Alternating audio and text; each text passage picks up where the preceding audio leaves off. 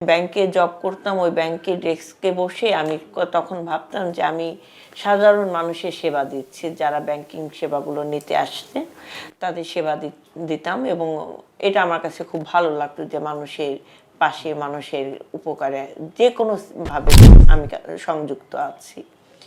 তখন আমি নিজের ভিতর উপলব্ধি করতাম যে আমার বাবা একজন রাজনীতিবিদ, একসাথে আমার শ্বশুরও একজন রাজনীতি পরিমণ্ডলে বিজ্ঞ রাজনীতিবিদ, এবং তারা ছোটবেলা থেকে আমরা দেখে আসছি যে তারা কিভাবে জনগণের সেবা দিয়েছেন, কিভাবে মানুষের পাশে দাঁড়িয়েছেন, সুখে দুঃখে নিজেদের সুখ দুঃখ ভাগ করে নিয়েছে। ওই ডেস্কে বসে কিন্তু আমি এগুলো উপলব্ধি করা শুরু করলাম আরও বেশি। তখন আমার মনে হতো যে একটা ছোট ডেস্ক কেন, আমি তো আরও বৃহৎ পরিসরে মানুষের সেবা করতে পারি। তারপরে আমি আমার যে এডুকেশন ব্যাকগ্রাউন্ড, আপনার এলএলবি এলএলএম শেষ করে তারপরে ব্যাংকিং জব ছেড়ে দিয়ে আমি আবার প্র্যাকটিসে চলে আসি জজ কোর্টে। আমি আরও বিস্তর আকারে মানুষের সেবা করতে পারি। তখনই কিন্তু আমি ম্যাডামের সাথে দেখা করি, এবং তার সাথে দেখা করে আমি আমার এই চিন্তা ভাবনার কথা আমি শেয়ার করি। তখন ম্যাডাম আমাকে বলেছিলেন যে তুমি আমার সাথে রাজনীতিটা করো। মানে আমার অনুপ্রেরণার জায়গাটাই হচ্ছেন তিনি একজন নারী হয়ে তিনি জীবন যুদ্ধ বেছে নিয়েছেন জনগণের অধিকার প্রতিষ্ঠার জন্য, গণতন্ত্রের জন্য। এখনো কিন্তু চলমান আছেন ষড়যন্ত্র।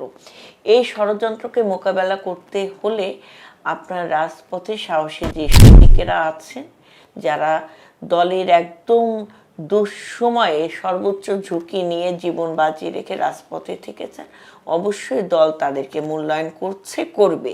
এবং আমি বিশ্বাস করি আমরা যারা তরুণ নেতৃত্ব আছি, যারা সততার সাথে নেতার আদর্শ কিংবা নির্দেশনা মেনে আমরা সর্বোচ্চ ঝুঁকি নিয়ে কাজ করেছি, আমরা কখনোই দল থেকে আমরা অবমূল্যায়ন হব না, এটা আমি প্রত্যাশা এবং বিশ্বাস করি। এটা আমার আস্থার জায়গাও। এবং তারপরেও আপনাকে বিভিন্ন প্রেক্ষাপটে বিভিন্ন সময়ে অনেক সিদ্ধান্ত দলের সর্বোচ্চ নেতাকে নিতে হয়।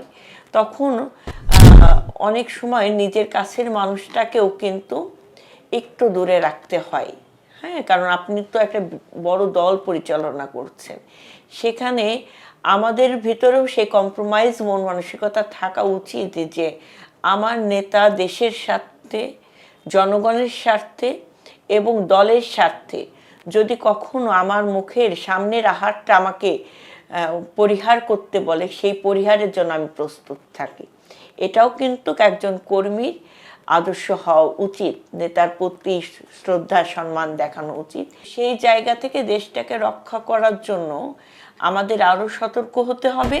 এবং যারা দলের থেকে পদবি হোল্ড করে দলের সুনাম নষ্ট করছে কিংবা ব্যক্তির স্বার্থে জড়িয়ে যেয়ে অপকর্মের সাথে জড়িয়ে যাচ্ছে, সেই জায়গাগুলোকে আমাদেরকে আইডেন্টিফাই করতে হবে এবং অবশ্যই সেখানে সর্বোচ্চ ব্যবস্থা গ্রহণ করতে হবে, এবং দল সেটা করছে।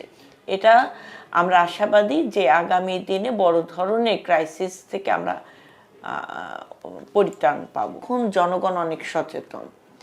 এই 15 বছর ভোট দিতে পারে নাই যারা, যে এবং নতুন তরুণ প্রজন্ম, তারা কিন্তু আরও বেশি সচেতন। হ্যাঁ, এখন আর ওই আগের দিন নাই যে পরিবারের মেন যে সদস্য আছেন তিনি বলে দিলেন যে তোমরা 5 জন ওই মার্কায় ভোট দেবে, কিংবা একটা গ্রাম মাতবর সে বলে দিল যে আমি বলে দিচ্ছি তোমরা এই গ্রামে যারা ভোট দিতে যাবা অমুক মার্কায় তমুক মার্কায়। এটা আর সম্ভব নয়।